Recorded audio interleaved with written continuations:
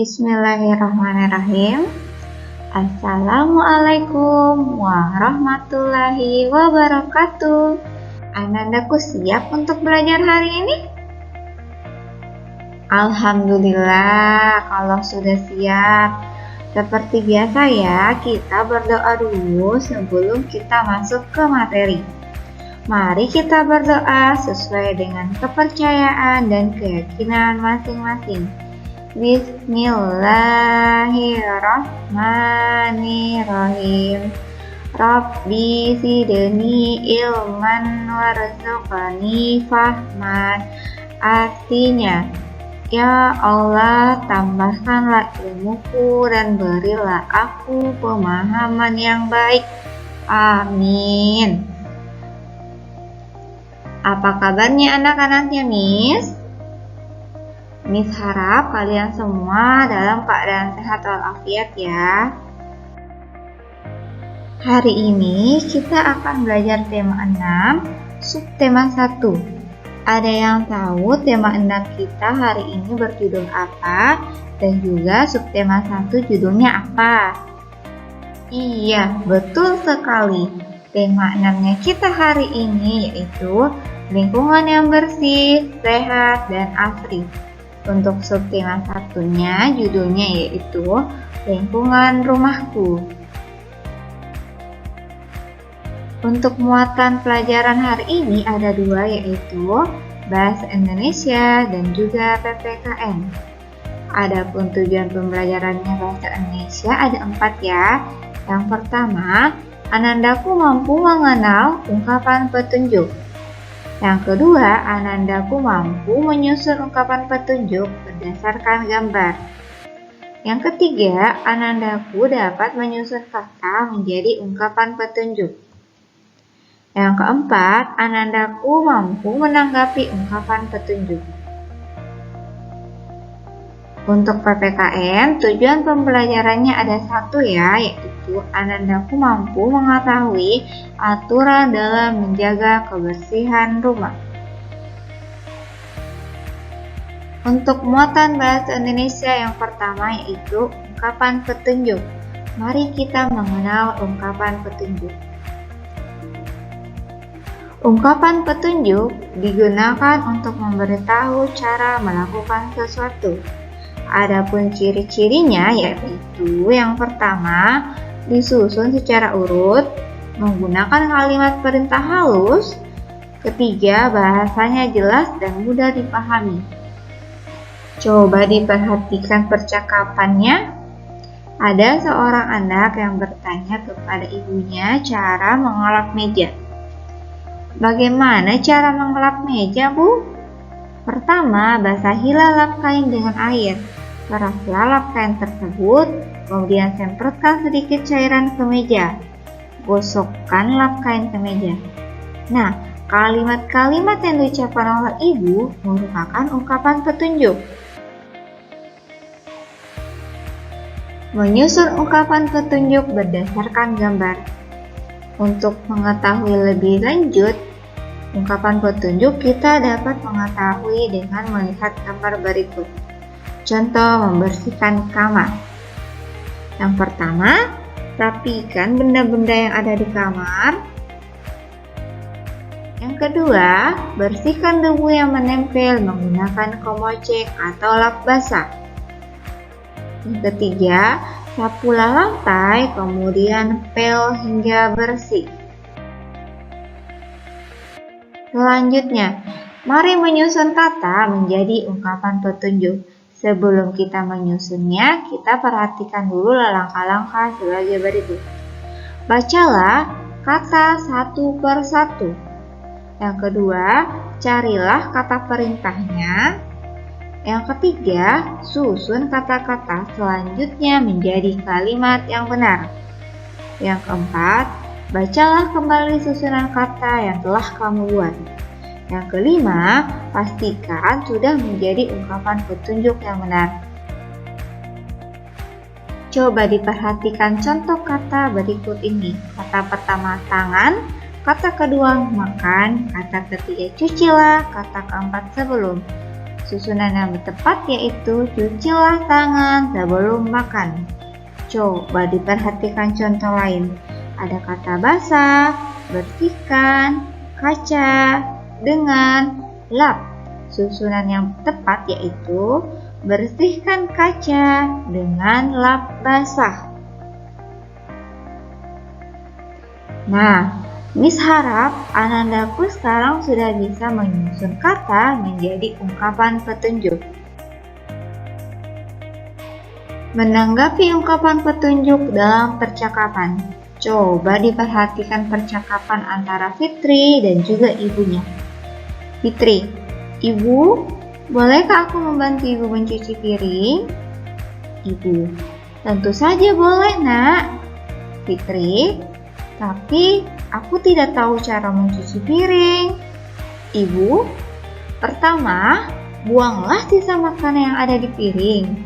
Lalu, basahilah piring yang akan dicuci. Tuangkan cairan pembersih ke spons. Gosoklah piring dengan spons tersebut. Setelah itu, bilaslah piring hingga bersih. Fitri, oh begitu. Terima kasih atas petunjuknya, Bu. Nah, contoh percakapan tersebut ada ungkapan petunjuk, ada juga tanggapan dari ungkapan petunjuk itu sendiri. Anandaku tahu tidak yang mana merupakan ungkapan petunjuk serta yang mana merupakan tanggapan dari ungkapan petunjuk itu sendiri? Iya, tepat sekali ya. Yang berwarna merah itu yang Miss tunjuk merupakan ungkapan petunjuk. Sedangkan yang tanda panah yang Miss tunjukkan di situ merupakan tanggapan dari ungkapan petunjuk itu sendiri. Berarti anaknya Miss sudah bisa kan membedakan yang mana ungkapan petunjuk serta yang mana tanggapan atas ungkapan petunjuk itu sendiri. Miss harap Anandaku bisa mengerti yang mana ungkapan petunjuk serta yang mana merupakan tanggapan atas ungkapan petunjuk. Untuk muatan PPKN yaitu aturan dalam menjaga kebersihan rumah. Selanjutnya, coba diperhatikan gambarnya. Ada gambar rumah A, ada gambar rumah B. Kalau kalian disuruh memilih untuk menempati sebuah rumah yang mana yang kalian akan tempati? Apakah rumah yang ada pada gambar A ataukah rumah yang ada pada gambar B? Pasti kalian lebih memilih rumah yang ada pada gambar B kan? Kenapa kalian lebih memilih itu? Iya, betul sekali. Kenapa kalian lebih memilih rumah B? Karena rumahnya itu bersih dan juga sampah yang ada di depan rumahnya tidak berserakan. Yang pasti rumahnya itu lebih sehat untuk ditempati daripada rumah yang A. Rumah adalah tempat tinggal kita bersama keluarga. Rumah yang sehat membuat kita nyaman. Menjaga kebersihan rumah merupakan kewajiban setiap anggota keluarga. Ada aturan dalam menjaga kebersihan rumah dan aturan tersebut harus dipatuhi. Misalnya, membuang sampah pada tempatnya. Itu merupakan salah satu contoh untuk menjaga kebersihan rumah.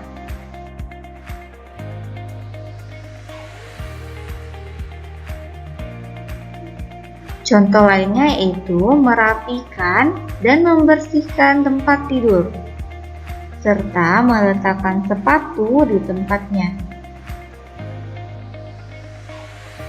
Salah satu aturan yang harus dipatuhi adalah menjaga kebersihan rumah.